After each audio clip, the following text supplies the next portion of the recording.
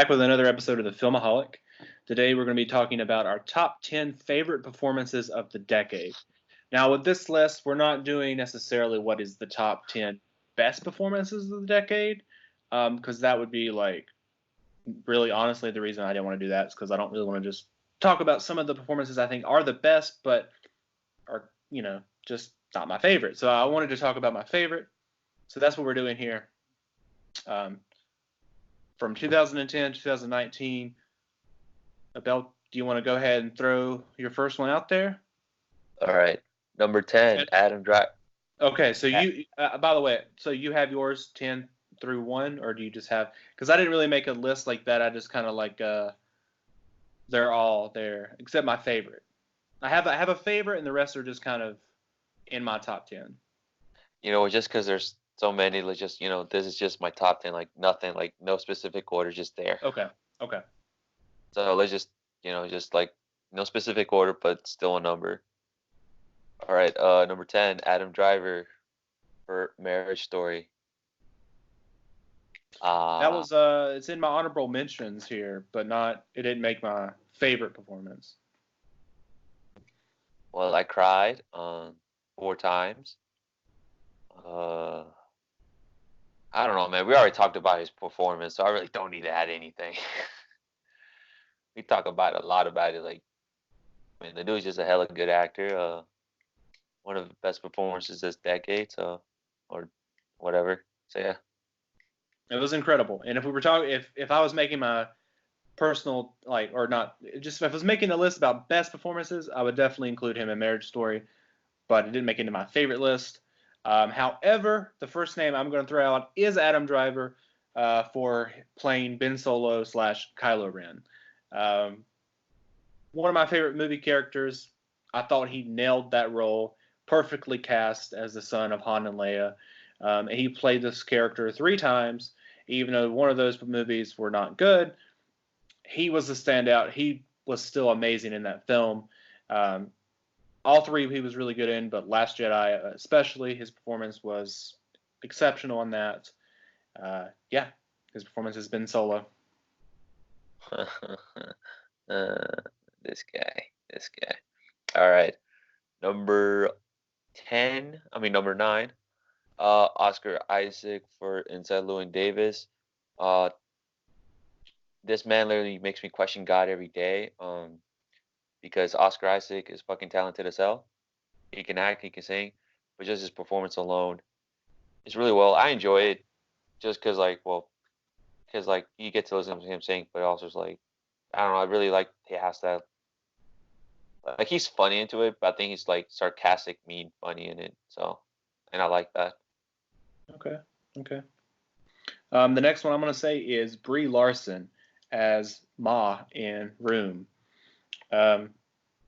Once again, this is one of the best performances of the decade, but it also made it into my top 10 favorites because it was just like, it just hit me so hard watching this film. Like, watched it on my 21st birthday back in 2016. It was a 2015 film, but it just moved me, and like, I legitimately think it's one of the best performances of this decade, and that made it one of my favorites as well. Like, it's just, it's so good. If you haven't seen Room, you really need to watch it. I can't wait to see Brie Larson do something like that again. Not necessarily like that same role, but like something that strong of a performance, because she like made Short Term 12 and Room like kind of close, not too far away from each other. And now she's obviously got Captain Marvel and stuff, but she hasn't been doing the heavy kind of roles like this since then. Yeah, we all got to take a break. All right, number 8, Andy Serkis for Planet of the Apes as my boy Caesar, him dragging his arms and everything. So like we know like Andy Serkis is mostly well known for his like motion capture.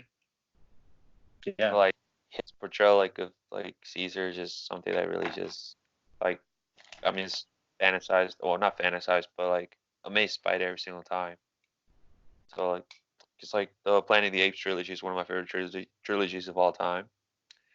Okay. And also just because his performance alone, just the way he is like like damn, try to you might want to put like a hang in there, baby head. Um, He really like laid the groundwork for anybody else doing motion yeah, capture. yeah, Like and he was the first, well, not the first person to do it. I mean, obviously you go back to Phantom Menace with Jar Jar, but um, he made Caesar feel human. yes, yeah. Yeah. Like you feel like that moment where her son dies, you kind of go like, ah, shit, like motherfucker's about to get paid. Like you touch the family, you get the Glock. So I mean, you think about it. If it wasn't for Andy Serkis, we probably wouldn't have like Josh Brolin as Thanos uh, in the same way, you know. yeah, like and plus like this man like literally just kind of like, and also like I'll probably put in like rubber band in a cover badge, but just kind of like give me wearing some tights that are just compressing your crotch like your crotch, but it shouldn't be an excuse. Like you should be able to still put a really good, great, or phenomenal performance, even if you have your whole entire crotch suffocating. And so yeah. The next one I'm going to say is James Franco as Alien in Spring Breakers. This was one of the obviously just like weirdest performances of the decade, far out there. I just love it so much. Like that's what the movie itself. I love the feel and everything about that film, but James Franco elevates Spring Breakers to a whole nother level. Like it wouldn't be the same without him, and I don't think anyone else could really fit playing Alien the exact way that he does it. Um, Still think he should have been nominated for a supporting actor role for this, and the Oscars obviously people there didn't even think about this movie, but incredible performance, uh, so cool. Yeah, that's my next choice. All right, all right. The other one, number 7, Bradley Cooper for Silver Linings Playbook. Okay. And my favorite scene of him was like the one, like when he ordered like Raisel Brand. That scene makes me crack up, especially when he just like he's reading the book and he just goes like, "What the fuck?" That shit makes me crack. And plus, he makes me think of myself just for that specific scene where he just throws the book out the window.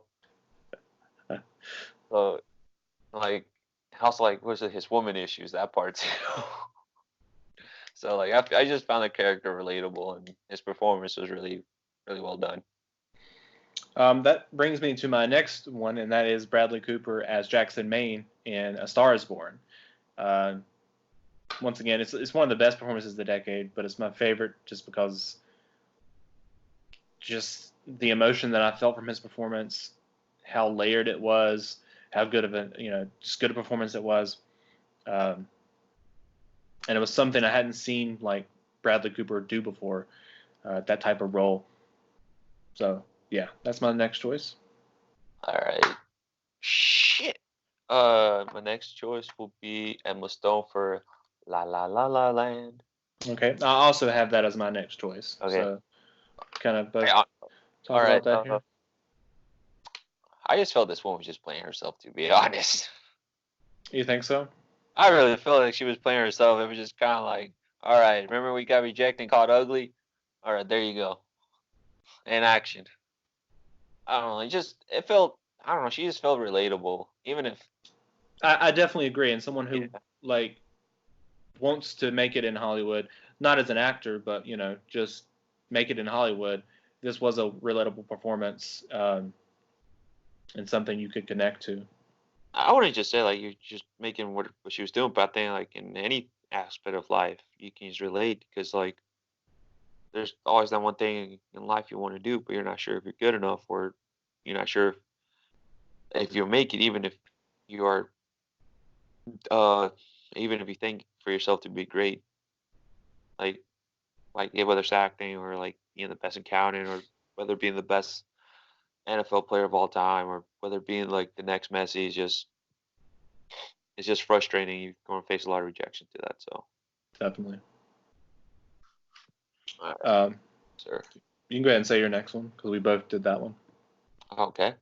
All right. My next one will be Natalie Portman for Black Swan. I've never seen it. You never seen it? Well, damn. Let me tell you something, son. this like I don't know. For me, this performance is just. I think she won an Oscar. I think she won, but I think she did. But it's just like I liked it. Just kind She of like did, yeah. yeah, it's like she Because just I was like upset that year because she beat Michelle Williams for My Week with Marilyn. okay. Cause it's like I think just her character, like who she was playing. Damn, that character was just striving for perfection every single time. Whether like if like there's always that thing like strive for like like striving to be perfect is what makes you perfect. Nah, she was like, fuck that. Nah, we're gonna be perfect, like legitimately perfect. And I like that. It's just like you're always you're gonna be a freak like that, or freaks, or I grew up with freaks like athletes in my life, like Tom Brady or Kobe or Ronaldo and all that. Like they just perfection freaks, and I enjoy that performance so much, just because like I don't know, just I feel like that as well at times where when I'm doing something, it's just like when I really cared, just that's like fuck striving for perfection. Like we're gonna strive for it, but we're gonna be it, even if we're gonna break a few bones here and there, or lose our family, or sleep in the couch for 2 weeks. All right, your turn. My next choice is Ryan Gosling. Now, this was a hard one because, I loved all of his performances for the most part this decade. So I really had to think about which one I wanted to include. I mean, I could have included multiple ones, but there was other people I wanted to include. Whatever. The choice that I ended up making was his role as K in Blade Runner 2049. I think that's definitely my favorite performance of his this decade, because he takes some stuff from his other performances like Drive, where he's like this reserved type character, but he adds so much more depth in this one. What the character is actually like he's a replicant. But what does it mean to have a soul? What does it mean to be human? All this different aspects that he adds to it. In a film that is a sequel to a movie with Harrison Ford, he takes this one that doesn't introduce Harrison Ford until like what, the 2/3 into the film, and he carries you this whole way through this journey. Love this performances. This performance. Um, yeah, it's my next choice. All right, my next choice will be Chris Hemsworth for the Big Lebowski, Thor. For like pretty much when he's like his I'm gonna call him his Vulcan face Thor. Uh, Now, it's are not you picking a particular film? no Like, are like you just picking Endgame, for or his are you just saying his through all the like MCU? for that specific performances for that. Well, from probably from Ragnarok to like Endgame because that was like a bit of a I guess like a resonance for him. Yeah. Okay. So I'll say like that. Yeah, Ragnarok to Endgame. Uh, man, like I don't know. I think Chris will be good, but I think probably give it like 7, 10 more years so you can probably see a bit more growth in him. Well, for him to be not just a pretty good looking guy because we're not going to deny that, but I feel he can be better on the line. But anyways, man, I just felt for this dude. Like I felt like relatable. Just like this, like you just feel for the guy. And when I mean for the guy, it's just like Thor and like you want to be able to do it if it wasn't for Hemsworth, like for his ability to like not just like improv and like humor, but also for him like just getting that get serious with it, Especially when we had that conversation with Rock, and I literally teared up for a bit. It's just kind of like it really made me think for myself. It's just like, well, shit. What if my mom just killed my family? Like my mom, basically, I just pretty much like my family. Like I probably would have lost my head, like my mind. Like this dude lost his people, and this dude already lost He his lost mind. everyone. Yeah, he lost everyone. Then I just kind of made a thought, like, what if I just lost one person? I probably would have been much worse. But dude, like, especially like from like him just going through this like just him just kind of like going like, all right, fuck it, I have nothing to lose. Just get this fucking axe and kill this Barney looking guy. he missed the head, but like after that, it's just like he got to chop the head off. Obviously, spoiler alert, but it's just also like how I also show like one of the I think 5 or 6 types of depression, and his depression was just kind of like like just hiding it by just being like just by drinking, eating, and just being funny. And I really just enjoy that, and also just the bodysuit didn't hurt either, so that was pretty funny. I kind of like that he was just kind of like, all right, I'm tired of being the good-looking guy. Kind of want to be what Tom Cruise did. Give me fat hands. Fat hands. Yeah. The next person I'm going to say again is James Franco, who has now made it onto my list twice, but this time is to playing Tommy Wiseau in The Disaster Artist. Now, I think this is the only like real person character that I have like someone playing on my list. I just loved his performance as Tommy Wiseau because it really it was funny, and he like nailed playing Tommy. But so you have both of those factors, but also it was very very emotional too. And like you said, like with Emma Stone and La La Land, how you can like relate to it and stuff. I feel like Disaster Artist and his character in that film is also relatable. And it was like obviously the movie's about friendship between him and Greg, but the movie is so like he's so driven to do what he wants to do, and doesn't matter what everyone else is saying about you, just like keep doing following your dream. It's very inspirational. He also directed that film. Yeah, I just thought definitely snubbed at the Oscars for his role in the Disaster Artist. Yeah, but it was during that time. He's all right. Next, what the fuck? Oh yeah, Leonardo DiCaprio for The Wolf of Wall Street.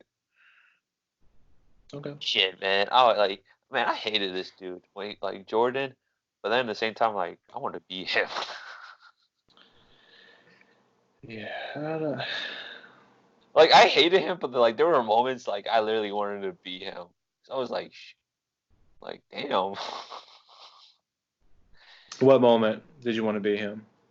What moment? The part when he's smoking. They had the hot wax poured on his back. Yeah, smoking cocaine too. No. I think the part I wanted to be him was just like when he was just like taping money to like that Swedish girl's body, and also the part when they were in the ship, he was just like, "Lubes, give me the fucking lubes. I'm not dying sober."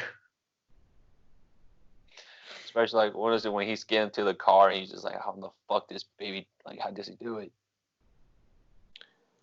That's it. My next pick is Frances McDormand as Mildred Hayes in Three Billboards Outside of Ebbing, Missouri. She won the Oscar for this role, which she definitely should have. She just it's just one of the best performances of the decade.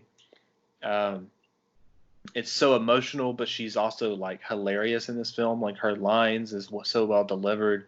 She's so snappy, but so what's the word I'm looking for? I get she's a very strong written character, but also carries this weight with her because of her daughter's death, and choices she made with her daughter as well. That we see in flashbacks and whatnot. Just phenomenal performance. All right, my next one would be Brad Pitt for Once Upon a Time. That's it. Nah, I'm just kidding. Let me ask. Okay, well, that's also one of my choice. My last two. God, damn it! I did change one, by the way, if you didn't notice. Changed in the last minute, but yeah. I'm not gonna go into his performance and stuff. We already know how good it was, so I'm just gonna go with the character Cliff here. Cliff is just like obviously he's the opposite of what Rick is, but Cliff is he's humble. We don't know if he killed his wife or not, But he's just a humble guy. Like um, from what I now slept for a billion times I've seen this movie is just like he cares more about the well-being of his friend and his dog. He's willing to go like beyond just to like save his friends. And the dude's just pretty quiet, and you can tell like even if you just literally just walked in a room, you'd be like, that's the coolest dude in the room. Like Yeah. not Brad Pitt, but Clip. So I gotta say, he's my favorite movie character. Well, he's one of my favorite movie characters yet. I think he is my favorite at this point. His But, movies moved up there. Um, unless they come and out with a bobblehead, then yeah. and I was watching a Tarantino or listening to a Tarantino interview recently. I've been actually trying to get into a lot of his interviews, just get some knowledge. But he was talking. They were asking him about Cliff Booth and whether or not he actually killed his wife. And Tarantino's not going to answer that. He knows. Brad Pitt knows as well. But Tarantino laid it out, whereas like no matter if he did or didn't, it's still like a great story, and like it's still not necessarily like makes him a bad guy. Like, did he kill his wife in a moment of weakness? Like, did he in a moment of weakness do it? He get away with it, but then he has to live with it for the rest of his life. And sort of that scene at the end where he saves the day in a way, like is that like his little bit of redemption?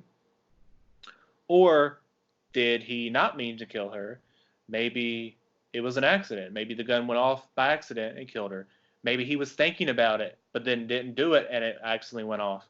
But either way, he still has to live with it. And then that adds to the scene at the end. Really, like you can picture that as two different films, is the way Tarantino was describing it. And either way works. I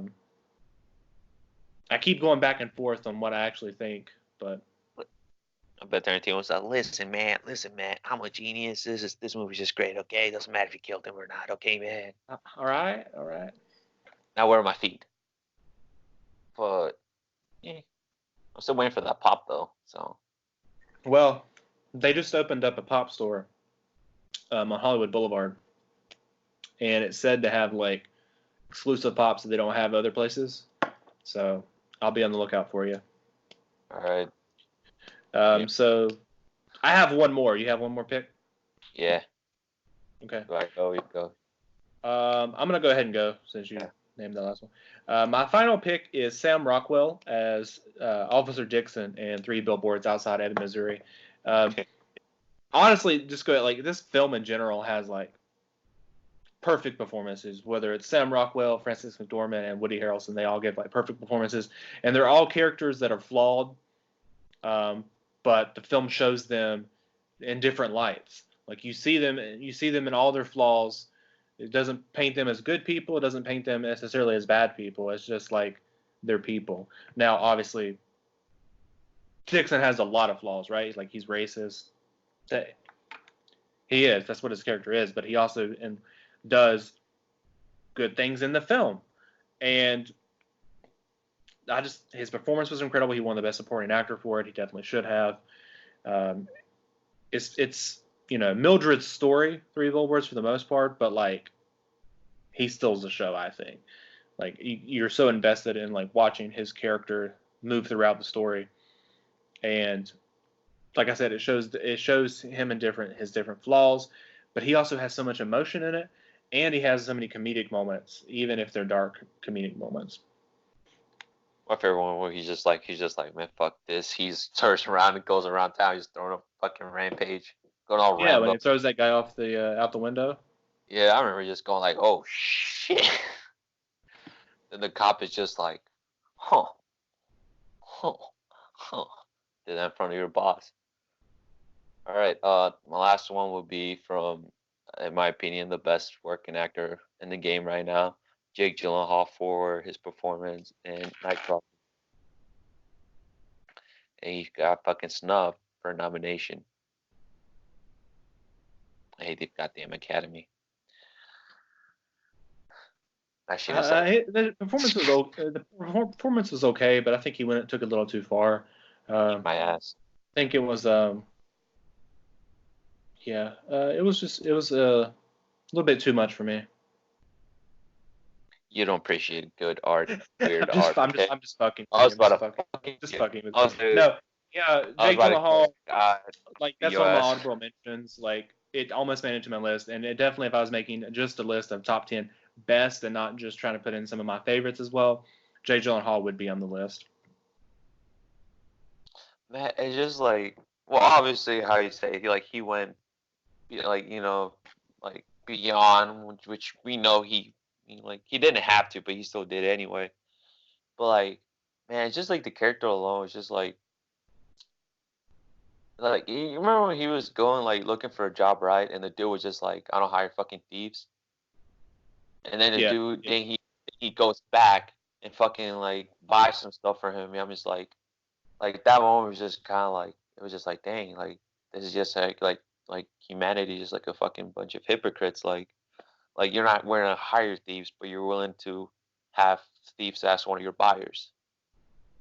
So I really like, enjoy that, and just, well, not enjoy it, but it's just like I guess you can say like it was a woke moment for me. But but yeah, yeah, like all of these performances really just like stay with me. Um, Outside of watching the film, like most of these came out.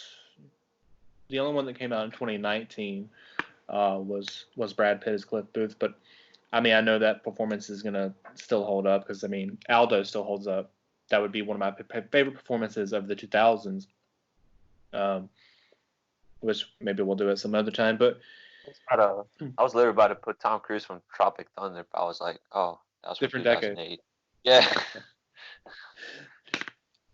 But yeah, like all these performances like have stayed with me since I saw those film, and they're the ones that I cannot stop like thinking about. You know, like for years thinking about like just Alien and Spring Breakers and how like iconic I felt like that was. Uh, how good Brie Larson's performance in Room was. You know, like just Three Billboards in general. Kylo Ren's one of my favorite characters of this decade, as well as Cliff Booth. And it's those characters are really great, but it's because of how they were played by those actors that made them that great. Um, and I do want to throw a shout out to a couple of my other honorable mentions, and that is Sylvester Stallone as Rocky in Creed. Rocky is one of my favorite characters of all time, and I think Stallone did a great job of bringing that character back in modern day and playing a different sort of role in a new story. You also got Michael Fassbender as Steve Jobs, who was robbed as that for that Oscar. I was about Um, to fucking put him in that list, but his work lately took like that last moment, like literally during this recording, I was just like, you don't deserve to be on this list. Get a better fucking agent. God damn I it. mean, it's an incredible performance, you know, but it just doesn't like it doesn't stay with me as much as these other people. And the other last person I want to mention almost made it on the list, but the reason I didn't include him is because I feel like I would rather include him on the 2000s list. Not that he couldn't be in both, but I'd rather include him on the 2000s list because that's where this role started, and that's Robert Downey Jr. as Tony Stark. Um, I don't know. The more I talk about, the more I think about it, the more maybe I should have included him. But for right now, he's going to be on honorable mentions. You're about to go like record, re-record. No, we're doing this again. Okay, all right. My honorable mentions will be Daniel Bruh from Rush. Um, yeah, man. If I was a professional athlete or just really good at something, that'd be me right there. Uh, was it Ryan Gosling from Blue Valentine? I like a little bitch. I'm into depressing shit. See, his performance as K in Blade Runner is that's my favorite performance. But I think probably his performance in Blue Valentine might be his like best performance ever. But Mm-hmm. Honorable will be Chris Evans for Captain America. Because that's the only thing he's been doing this decade. Like literally, $46 fucking million. Damn, that bank account. All right. Now this is just my all right. Daniel Craig for 007. That dude was the definition of cool for me for James Bond. I want to say by far he's the best James Bond, but for me it was just like shit, man. Like if you saw that dude walk in the room, I was just like, damn, man, that boy is just cold. Okay, the way he's like goes to the barber 2 weeks, like has his suits, like has his tall tuxedo nice and pressed, and like his back all straight, and just like even like like he's just like, yeah, I'm a bad motherfucker, and I know it too. Y'all know it too. I like that. Like shit, man. Shit. I'll go to the bathroom real quick. I'll be right back. I'm just kidding. um, All right. I'm trying to think. Oh, and I think this would be more of a bias, but Yalitza from Roma. okay. Just I mean, because, it was a like, good performance. yeah, I think for me it's just because, like, it felt. Well, take away the fact that it was her first time, but it was just like, well, not to bring it back in, like that it was her first time. It felt like it was, like, she was actually living it. Like she wasn't playing anyone but herself. Like she was actually playing herself in that, and it was just like, well, goddamn. And plus, like, it brought memories, like, well, not memories, but like, start remember stories from what my mom told me about my grandma and stuff. So yeah. All right. Well, that's our top 10 list of favorite performances of the decade. Oh, god damn it! And the dog from Once Upon a Time. I can't forget the dog. Yeah, It was a great the performance. dog.